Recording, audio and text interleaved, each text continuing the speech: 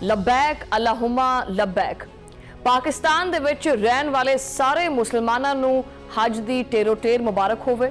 मक्का मुकरमा दीआं फिजावां दे विच अल्लाहु अकबर दीआं सदावां गूंजदियां पईयां ने और लखां मुसलमान अज जिंदगी दा बहुत वड्डा फरीज़ा अदा करदे पे। जिलहज जड़ा ना वो एक मुबारक दिन है और आज़मीन हज दा ये अजीम शान समंदर अज मैदान अरफात दे विच जमा है। वकूफ़े अरफात हज दा सब तो वड्डा रुकन है और अज अराफात दे मैदान दे विच आज़मीन रोणगे, गिड़गिड़ाणगे और अपने रब नूं मनाउण दी कोशिश करनगे। उत्थे रहमत बरसती पई है और हर दिल जिहड़ा ना तड़पदा पिया। ये वो मंजर है जो कि हर बंदे नूं जिहड़ा ना उहदियां अखां नूं नम कर दिंदा है। काश जिहड़ा ना असीं भी उत्थे हुंदे, दिल दी यही ख्वाहिश हुंदी है, लेकिन इंशाअल्लाह अल्लाह ताला ने मौका दिता तो जरूर जावांगे और जिन्ने भी देखने वाले हैं अल्लाह ताला उन्हां नूं भी ये मौका देवे। दूसरे पासे पाकिस्तान दे विच की सूरत हाल है। पाकिस्तान की हर गली, हर बाजार और हर मवेशी मंडी और हर घर दे विच जिहड़ा ये वड्डी ईद है, इहदियां तैयारियां जिहड़ियां ने इस टाइम बिल्कुल अरूज ते पहुंचियां होईयां। कोई कुर्बानी दा जिहड़ा जानवर है वो लभदा पिया, कोई बच्चों के लीड़े जिहड़ा ना वो लैण वास्ते जा रहा बाजारां दे विच, कोई जिहड़ा हैगा वो बिजली दे बिल गिनदा पिया, कोई जेब दे विच जिहड़े ने पए हुए आखिरी नोट देख के ये सोचदा पिया है कि भी ये ईद ते खर्च करा या भी ये पूरा महीना घर चलावा। सवाल यह है कि वाकई इस बारी ईद जिहड़ी वो ईद वर्गी लगेगी या महंगाई ने जिहड़ा ना वो खुशियां दा जिहड़ा गाड़ा ना वो घुट देना है। ईद कुर्बान दे विच हुण सिर्फ और सिर्फ समझ लो कि चंद ही घंटे रह गए ने। कल इंशाअल्लाह ईद है और सुन्नत इब्राहिमी दी अदायगी दा जिहड़ा जज्बा है वो हर दिल दे विच मौजूद है और तरोताज़ा है। मवेशी मंडियां दे विच खरीदार जिहड़े ने और व्यापारी जिहड़े ने उन्हां दी आपस जिहड़ी ताना बाना है वो बनया होया और हर कोई आपदे आपदे बजट के मुताबिक आपदे आपदे वास्ते जानवर तलाश करता पिया। टाइम बड़ा घट है और मुकाबला बड़ा सख्त हो गया। अच्छा, बड़िया रलियां मिलियां जी गल्लां सुनने को मिलदियां। ठीक है, अज सारे कहते जी मंडी जिहड़ी है ना वो टुट जानी है, अज मंडी जिहड़ी वो वध जानी है, अज रेट वध जाने हैं, अज घट हो जाने हैं। ये खबरां आंदियां पईयां ने रलियां मिलियां। जुड़वां शहरां समेत जिहड़े इलाके दे नाल जुड़े हुए उन्हां दे विच भी जिहड़ियां मंडियां ने वो भी जगमगांदियां पईयां ने और व्यापारी जिहड़े ने आवाज़ लांदे पे है। कित्थे जिहड़े ने खरीदार भी जिहड़े ने जिहड़ा रेट सैट करने दे वास्ते ना वो बाऊ ताऊ करदे पे ने। किते जिहड़े ने वो बच्चे जिहड़े ने वो बकरे दे गल दे विच रंगीन पटा पा के ते खुशियां मनांदे पे ने, किसी ने जानवर खरीद लेने। लेकिन सच ये है कि इस बारी जानवर देख के जिहड़े आवाम जिहड़े होश है वो उड गए ने कि इस बारी जिहड़ा है वो गरीब आदमी जिहड़ा हैगा वो कुर्बानी कर पाएगा। एक बहुत बड़ा सवाल है। और देखो, पाकिस्तान होवे या जिथे भी पूरी दुनिया दे विच मुसलमान रहिंदे ने, हर एक दी ख्वाहिश हुंदी है कि उहदे घर दा अपना जानवर होवे, वो कुर्बानी करे, लेकिन किसी दी जेब जिहड़ी वो इन्नी इजाजत नहीं देंदी। पिछले साल के मुकाबले दे विच महंगाई के तनासब ने जानवर जिहड़ा ना हुण जिहड़ा तकरीबन 50% महंगे ने। 50% का मतलब समझते हैं, यानी कि तुसीं यानी जिहड़ा जानवर पिछले साल 50,000 का सी वो एरकी 1 लाख तो जिहड़ा घट नहीं मिलता पिया। व्यापारी जिहड़ा है वो आपदी मजबूरी रोंदा पिया और आवाम जिहड़ी वो आपदी जेब वेख के जिहड़ा बुक बुक रोंदी पई है। मंडी का चक्कर ला के मतवसत तबके के जिहड़े पैर ने वो थल्ले छाले निकले आए ने, लेकिन जानवर नहीं मिलिया। जानवर दी कीमतां सुन के वो कहंदे कि भाई दुड़की ला के पछाण हो ही जाने हैं, साडी पहुंच नहीं हैगी इन्नी। एक आम आदमी जावे तो कित्थे जावे। अच्छा, ये भी चीज़ां सामने आ रही हैं कि जी एरकी जिहड़ा ना जानवर सस्ता है, लेकिन जिहड़ी महंगाई दी रेशो है ना उस जानवर के हिसाब के नाल उही गल कि जिहड़ा जानवर 50,000 आला सी वो हुण लाख रुपए दा। ये नहीं आख्या जा सकता कि जिहड़ा जानवर वो सस्ता मिलता पिया। मंडी नूं अज भी अग लगी हुई है। कई लोग इस बारी जिहड़ा ना वो इज्तमाही कुर्बानी वाल जांदे पे है, जबकि सफेद पोश जिहड़े लोग ने वो ऐसे ने जिहड़े खामोशी दे नाल कुर्बानी का जिहड़ा इरादा है ना वो ही छड्ड चुके। महंगाई ने सिर्फ मवेशी मंडियां नूं नहीं बदलिया बल्कि घर के माहौल नूं भी बदल दिता है।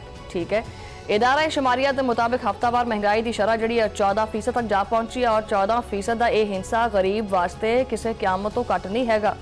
हुण गल केड़ी करिए, आटा भी महंगा है, टमाटर महंगे है, ये सारा कुछ ये गोश्त में यही तो पैना है। आटा महंगा है, टमाटर महंगे है, प्याज महंगे है, आलू महंगे है, यह जिहड़ा घर दे विच जिहड़ा तेल इस्तेमाल हुंदा कुकिंग ऑयल ये महंगा है, चाह महंगी है। उत्तों साडे पाकिस्तानी जिहड़े हालात जिवें दे मर्जी होवे, भावें सूरज जिहड़ा 50 डिग्री सेंटीग्रेड ते होवे, चाह तां असीं लाजमी पीनी है, ਉਹਦੇ ਵਿੱਚ चीनी भी पैनी है, दही भी महंगी है। यानी जिहड़ी चीज़ नूं हथ लाओ वो कहती है कि भाई मैनू हथ ना लावी, डोंट टच मी, मेरे नाल गल भी ना करी। उसका एटीट्यूड लैवल इन्ना होया पिया हर चीज़ का। गरीब की जिहड़ी थाली है ਉਹਦੇ ਵਿੱਚ रोटी और सालन जिहड़ा ਉਹਦੀ ਜ਼ਰੂਰਤ है वो भी हुण नहीं हैगा। कि इस ते हुकूमत नूं जिहड़ा ना वो जिहड़े भुखे और प्यासे जिहड़े चेहरे ने ये नज़र नहीं आते। इदारा शुमारियत का कहना है कि कुकिंग ऑयल, चाय और दही समेत होर भी कई ਜਿਹੜੀਆਂ चीज़ां ने महंगियां हो गई ने। हुण तां जिहड़ी चाह का कप है, ये समझ लो कि जिहड़ा बंदा चाह पींदा कहंदा अच्छा चाह पीती है, वाह बई वाह, बड़ी अयाशी करदा पिया, चाह पीना पिया तू। सुबह के वक्त नाश्ता होवे या रात का खाना होवे, हर चीज़ दे विच जिहड़ा ना वो महंगाई जिहड़ी है उहदे उत्ते समझ लो कि सप बैठा होया। गरीब आवाम जिहड़ी है ना वो इस चक्की दे विच बुरी तरह पिसदी पई है। ईद जिहड़ा है ना, तुसीं कहोगे कि यार अज ईद का दिन है, शमैला किहड़ियां गल्लां लैके बह गई। हुण मन्निया कि ईद खुशी का दिन हैगा, लेकिन की कर सकदे, इन्हां खुशियां दे विच महंगाई का सप भी सिर दे उत्ते बैठा होया है। एक पासे सुन्नत इब्राहिमी का शौक हैगा और दूजे पासे बच्चों के मूँह भी नज़र आते हैं। कमाई जिहड़ी है वो 2.5 रुपये और खर्च जिहड़ा ना वो 2.25। तो गरीब बंदा जावे तो फिर कित्थे जावे। आवाम की ये बेबसी जिहड़ी है ये हुण जिहड़ा ना वो इहदी इंतहा हो गई है। बाज़ारों दे विच जाओ तो हर पासे एक ही जुमला सुनने को मिलता है, भाई आ चीज़ महंगी हो गई, आ चीज़ महंगी हो गई है। दुकानदार कहते असीं मजबूर हाँ, जिन्होंने कहिए सस्ती कर लो कहते जा बीबी किते होर पासों लै ला जाके, इत्थों तो कुछ नहीं मिलना। मतलब खरीदार भी जो बेबस हो चुके हैं। मतवसत तबका उहदे बारे च वैसे गल कोई नहीं सुनता, और ये मुल्क जिहड़ा ना इसी मतवसत तबके दा है जिहदी सुनी नहीं जाती। गरीब तो पहले ही दीवार नाल लाया होया, हुण इस दीवार दे उत्ते इहनूं समझ लो कि इस दीवार दे विच चुनवा दिता गया है गरीब नूं।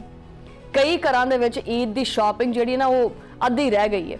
कई बच्चों नूं समझाया कि पुत्त कोई गल नहीं, एक सूट लै ला, अगली दफ़ा लै लवांगे बाद च। कई मावां जिहड़ियां, हाँ देखो एक माँ की ख्वाहिश हुंदी है कि उहदे बच्चे दे कोले हर चीज़ होवे, ठीक है, लेकिन उन्होंने मजबूरन जिहड़ा ना अपने बच्चों नूं समझा बुझा के जिहड़ा ना वो ईद का दिन जिहड़ा ना नगाड़ा पैंदा। ईद उल अज़हा के मौके के उत्ते पंजाब हुकूमत भी जिहड़ी काफ़ी मुतहरक दिखाई देती पई है। और वज़ीर आला पंजाब मरियम नवाज शरीफ ने एक बहुत वड्डा और बड़ा सख्त एक तो जिहड़ी पंजाब हुकूमत है साडी सख्त फैसले बड़े करदी है।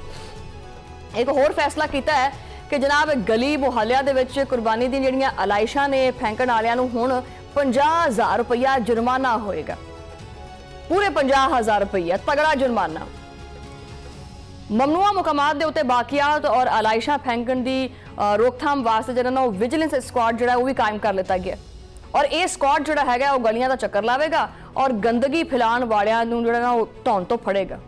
किसी की भी मनमानी नहीं चलेगी और ना ही कोई जिहड़ा ना वो किसी की जिहड़ा बहाना है ना वो सुनिया जाएगा। वज़ीर आला मरियम नवाज शरीफ ने आवाम नूं जिहड़ा ना वो ममनू मुकामात दे उत्ते गंदगी फैंकण तो मना कीता और उन्होंने आख्या है कि जी इहदे उत्ते जुर्माना होएगा।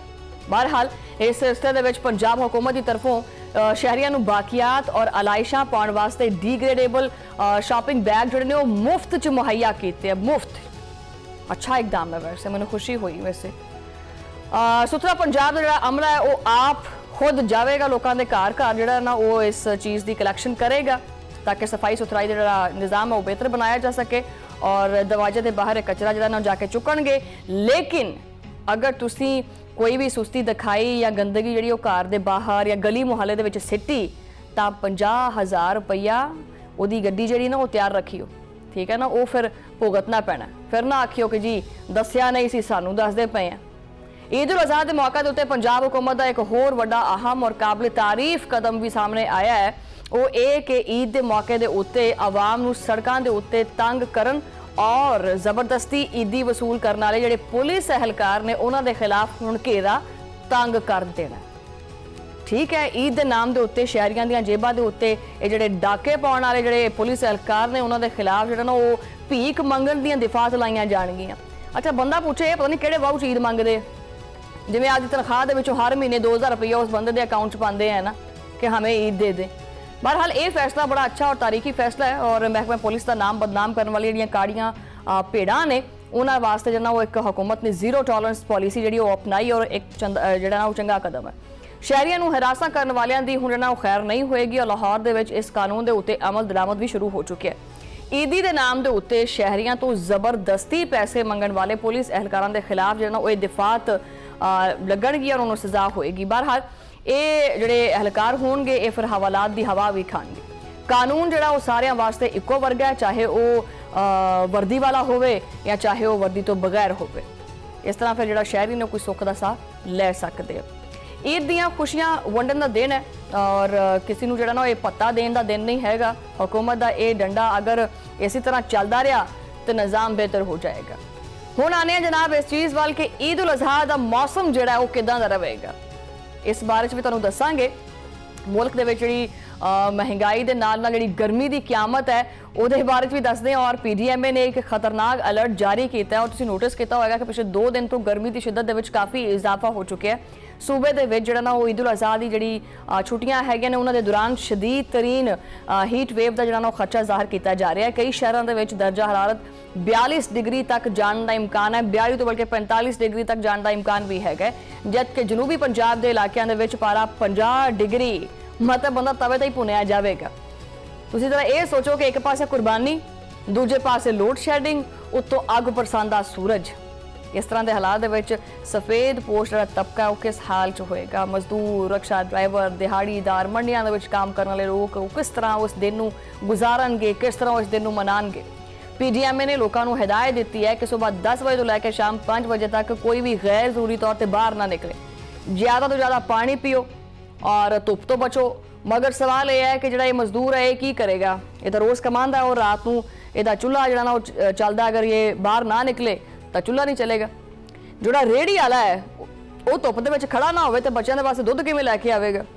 ਹਕੀਕਤ ਇਹ ਹੈ ਕਿ ਪਾਕਿਸਤਾਨ ਦਾ ਗਰੀਬ ਹੁਣ ਜਿਹੜਾ ਨਾ ਉਹ ਮੌਸਮ ਨਾਲ ਨਹੀਂ ਬਲਕਿ ਹਾਲਾਤ ਨਾਲ ਚੱਲਦਾ ਪਿਆ ਔਰ ਇਸ ਮੌਕੇ ਦੇ ਉੱਤੇ ਹਰ ਕਿਸੇ ਦਾ ਖਿਆਲ ਰੱਖਣਾ ਬੜਾ ਜ਼ਰੂਰੀ ਹੁੰਦਾ ਹੈ। ਈਦ ਕੁਰਬਾਨ ਜਿਹੜੀ ਹੈ ਨਾ ਉਹ ਸਿਰਫ ਔਰ ਸਿਰਫ ਕੁਰਬਾਨੀ ਦਾ ਜਾਨਵਰ ਕੁਰਬਾਨ ਕਰਨ ਵਾਲੇ ਨਹੀਂ ਹੁੰਦੀ, ਬਲਕਿ ਆਪਣੀ ਅਨਾ, ਇੱਜ਼ਤ ਨਫਸ ਔਰ ਬਹੁਤ ਸਾਰੀਆਂ ਚੀਜ਼ਾਂ ਨੂੰ ਜਿਹੜਾ ਨਾ ਉਹ ਦਰਗੁਜ਼ਰ ਕਰਨ ਦਾ ਔਰ ਕੁਰਬਾਨ ਕਰਨ ਦਾ ਨਾਮ ਹੁੰਦੀ ਹੈ। ਇਸ ਮੁਲਕੀ ਸੂਰਤ ਹਾਲ ਦੇ ਵਿੱਚ ਜੋ ਪੰਜਾਬ ਹੁਕੂਮਤ ਦੇ ਜਿਹੜੇ ਇਕਦਾਮਾਤ ਨੇ ਬਹੁਤ ਅੱਛੇ ਨੇ, ਬਹੁਤ ਬਿਹਤਰੀਨ ਨੇ ਔਰ ਇਹਦੇ ਉੱਤੇ ਜਿਹੜਾ ਹੈ ਨਾ ਉਹ ਜਿਹੜਾ ਆਮ ਸਾਡੇ ਆਸੇ-ਪਾਸੇ ਲੋਕ ਨੇ ਉਹਨਾਂ ਵਾਸਤੇ ਵੀ ਜਿਹੜਾ ਉਹ ਖਿਆਲ ਰੱਖਣ ਦਾ ਦਿਨ ਹੈ। ਔਰ ਮੌਸਮ ਜਿਹੜੀ ਸੂਰਤ ਹਾਲ ਹੈ ਉਹ ਵੀ ਤੁਹਾਡੇ ਸਾਹਮਣੇ ਰੱਖੀ ਹੈ ਔਰ ਇਹ ਉਮੀਦ ਕਰਦੇ ਹਾਂ ਕਿ ਯਾਰ ਜਿਹੜਾ ਈਦ ਦਾ ਦਿਨ ਹੈ ਉਹ ਅੱਛਾ ਗੁਜ਼ਰ ਜਾਵੇ। ਗਰਮੀ ਜਿਹੜੀ ਹੈ ਉਹ ਕੱਢ ਕੁੱਟ ਲਵਾਂਗੇ।